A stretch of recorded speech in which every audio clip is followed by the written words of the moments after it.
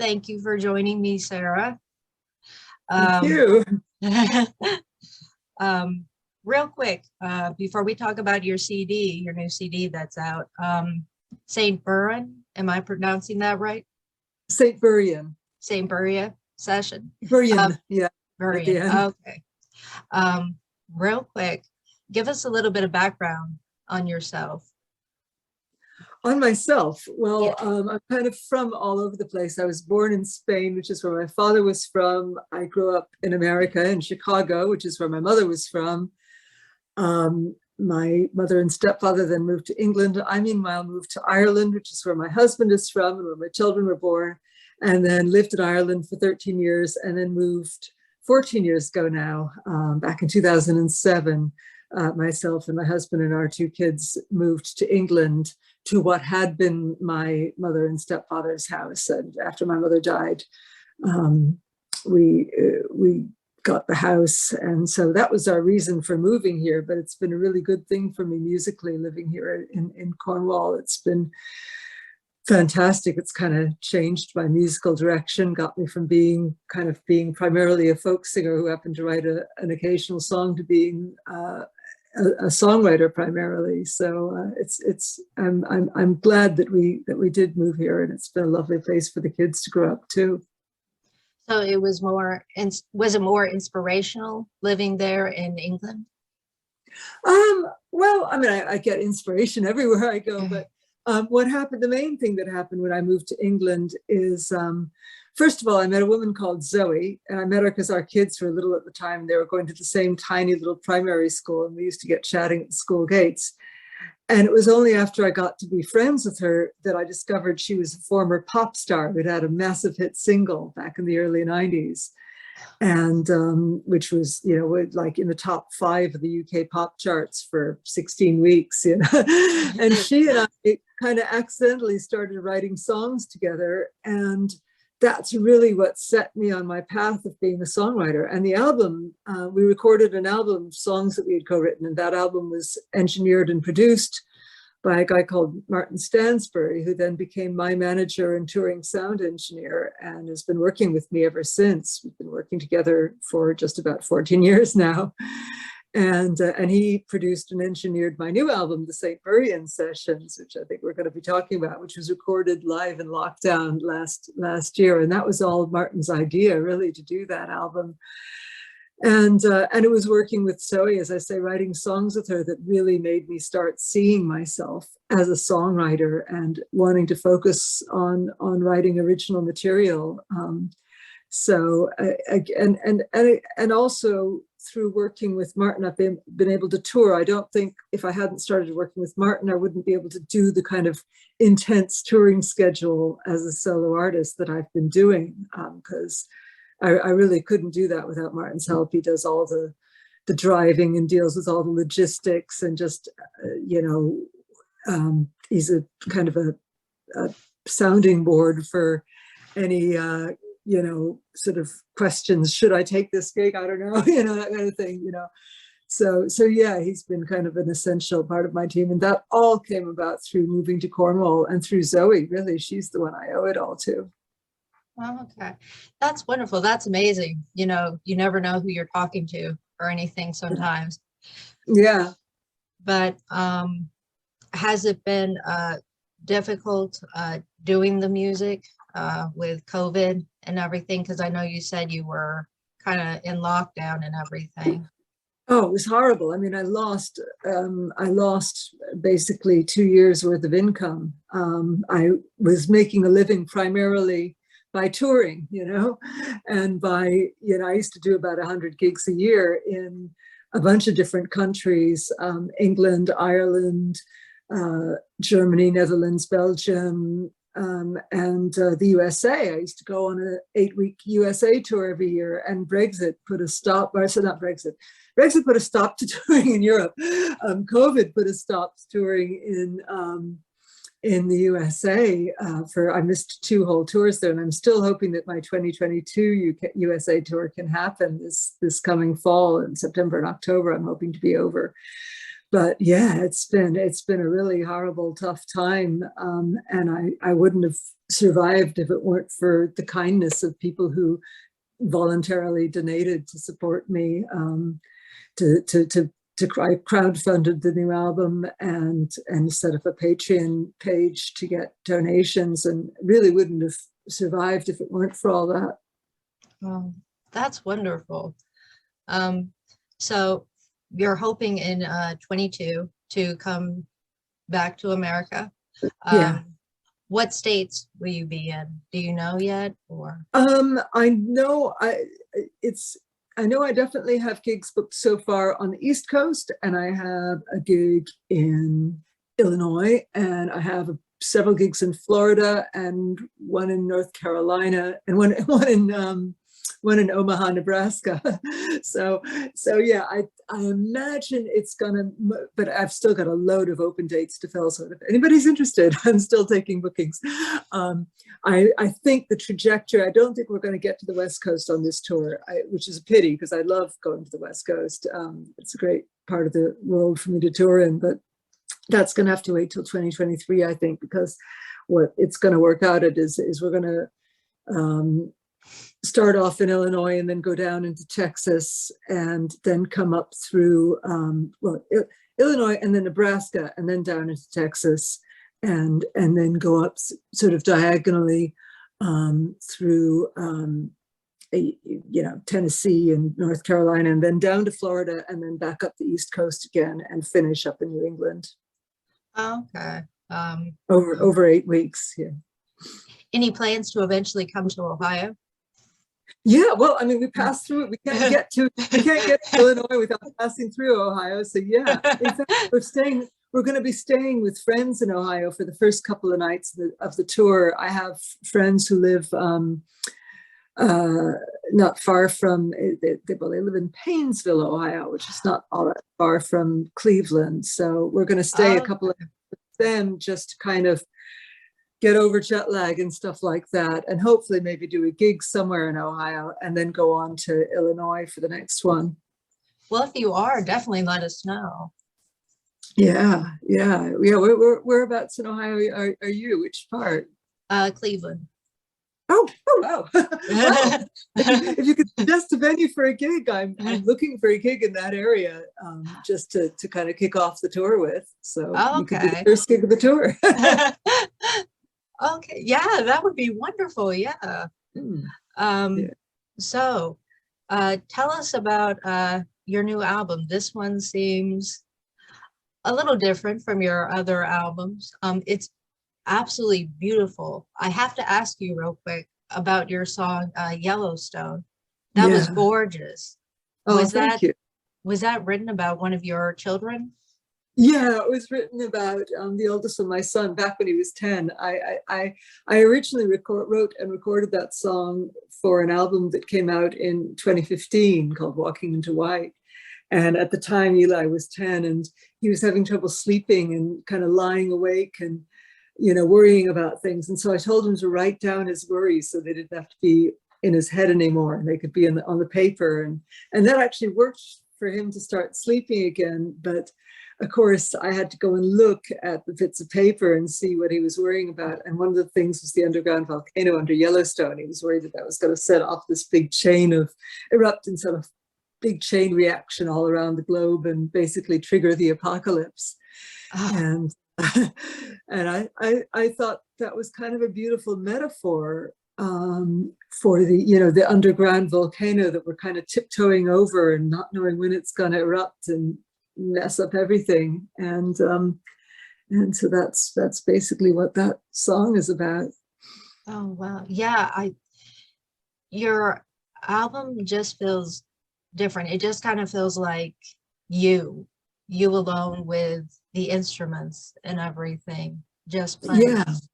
Well, on the previous albums, I did them in recording studios with outside producers, and I had guest musicians and so on. So they're a little bit different to what I do live,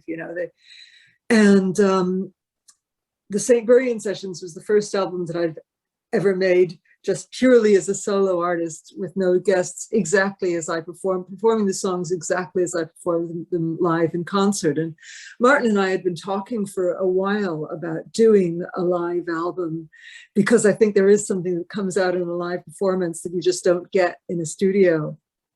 And a lot of songs that I had recorded on earlier albums had kind of changed and developed in the course of performing them live in front of audiences. And I wanted to have them, recorded in their current form. And we'd been talking about making a live album, and then of course COVID happened, and so we suddenly couldn't contemplate making a live album with an audience.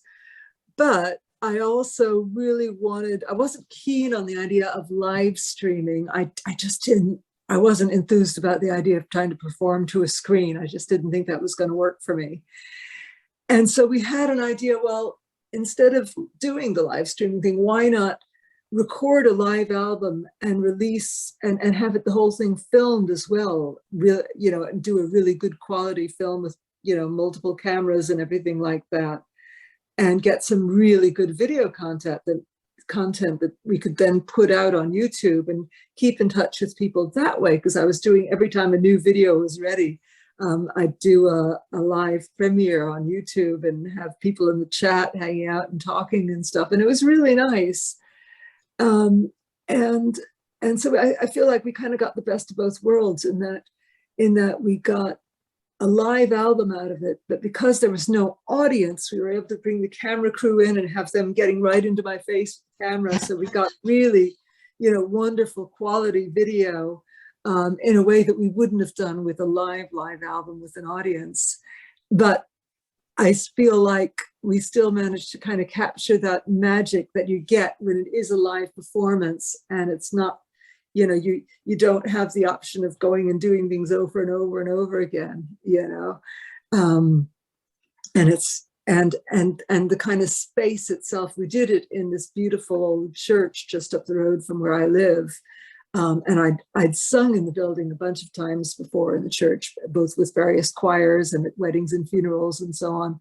And so I knew it was a beautiful space acoustically, and also a beautiful space visually, which is really important for the videos that you see in the background of all the videos. Yeah, there's me singing, but there's also this gorgeous space that I'm singing in, and all this lovely stonework and stained glass and carved wood. So yeah, no, I'm really, really happy that we were able to do that project. And I think Martin did a gorgeous job. A lot of the reviewers have mentioned this as well, the way he actually captured the sound of the space. And he did that by putting these microphones all around the space to actually record the sound of the space, and then mix that with the sound of the mics that were close up to me. So you get this lovely sense of both huge space and also really close up, kind of an intimate feel to it as well. Yeah, when you see the videos and everything, and you hear the music, it's very, very beautiful. The quality and everything is just extraordinary, the way that it was all set up. So were you was this kind of done, planned out to be in that area that you wanted, or would you have preferred a live audience, or did it turn out perfectly? I think it turned out perfectly. I think, when we were originally planning it, I would have wanted a live audience, but actually I think not having an audience kind of made the whole thing almost more poignant. And also, again, it meant that the camera crew had a lot more options. They could lay down track and have cameras going across on track right in front of where an audience would have been sitting.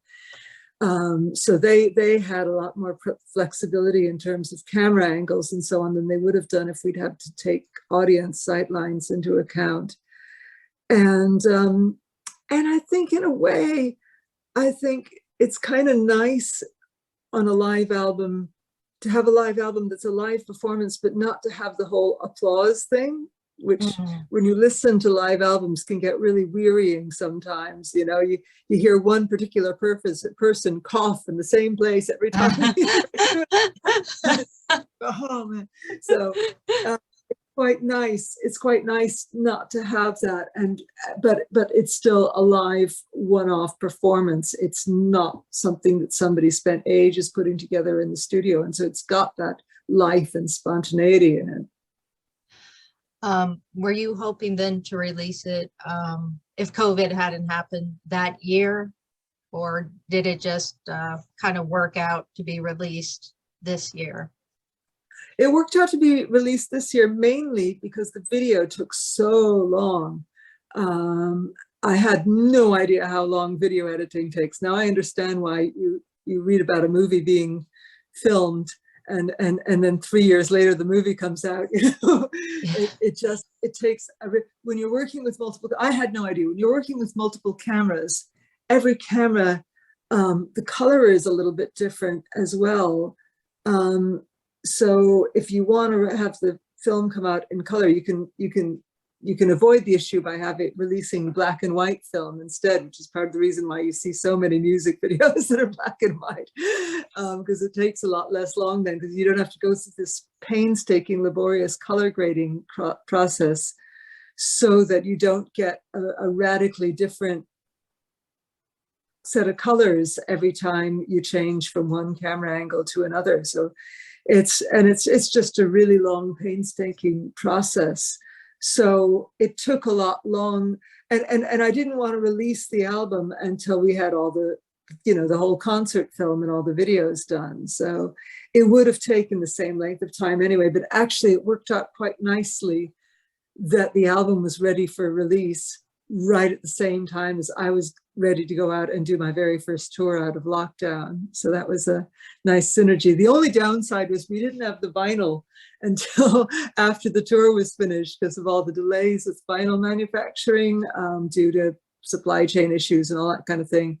I took delivery of the vinyl LPs the day after the tour finished, which was so annoying, but I've got them now and they're beautiful, and it's a double LP on lovely blue vinyl, which is gorgeous, and they're all individually numbered on the cover because it's a limited edition, and so I'm really happy with that. Yeah, I saw the blue is absolutely beautiful. It goes, something about it goes very nice with the album itself. Forgive me, I have to ask, have you thought, especially with all the footage and everything, of putting together a DVD of all the sessions? Yeah, well, I originally would have liked to have done that, but I'm informed that nobody buys DVDs anymore.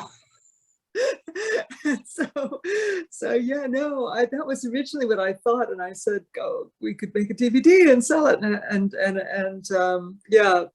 but apparently people don't buy DVDs anymore, and hardly anybody even has DVD players anymore because it's all just streaming on like Netflix or whatever. So yeah, sadly, no DVD, which is a real pity. I would have loved to have done that.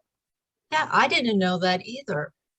I thought still people were still buying stuff. Man, so much has changed, especially. Yeah.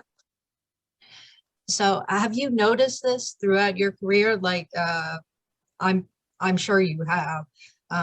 Technology changing in the way that it has changed. Has it made it more difficult to sell albums because, like you said, everybody's streaming things, everybody's downloading? No, actually, it's kind of great because it opens up the avenues of some people still want CDs. A lot of people who come to gigs want to buy a CD because they want to take something home, that they can look at. So a lot of people still buy CDs. A lot of people are buying vinyl LPs. I've nearly sold out of the vinyl of my last album. If we dig any deeper, it could get dangerous. I've got 40 copies of it left. So yeah, or is it less than 40 now? And then people do stream music, and it's kind of nice. Just in the last couple of weeks, I've had a couple of really nice, generous donations from people who were streaming my music on Spotify and saw the donate to the artist page on my Spotify page and used it and sent me a donation because they were streaming my music and they wanted me to have something for it. And that was lovely. And I hope that becomes a trend. And, and then some people just prefer to buy downloads, and I sell downloads also. So I feel like my music is actually potentially reaching a lot more people than it would have reached back in the days when the only option was just to buy a record. Okay. So what was the inspiration behind this album, the Samburian Session? Well, as I say, it was to make a live album, and to fix, to get a recording of the songs, all the songs I was doing the way I was performing them live, which again had changed quite a lot since I'd originally recorded them. I also had a couple of new covers I wanted to record. And it was a way of staying, through the videos, it was a way of staying in touch with people while we were all in lockdown and couldn't go anywhere.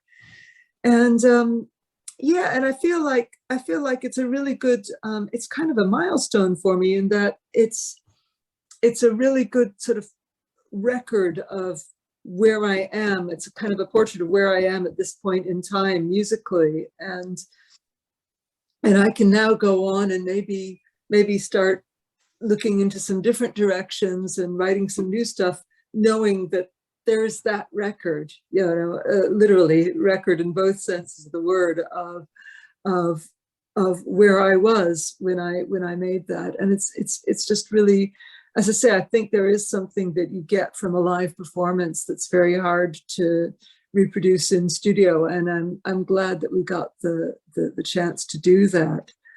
So I feel like it was a really important album for me to have made. It kind of marks a point in time, if you like. Okay. So you have touring plans for 2022. I know you're going to be here in the States.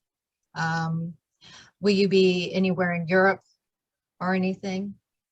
I was supposed to have been in continental Europe, Netherlands, Germany, Belgium, and Denmark in March, and that's just been cancelled because of the rules on quarantines and so on were just changing so fast. And at one point it was looking like I would have had to go to Germany 2 weeks before my first gig to quarantine in a hotel for 2 weeks, which is just impossible. I couldn't have done that.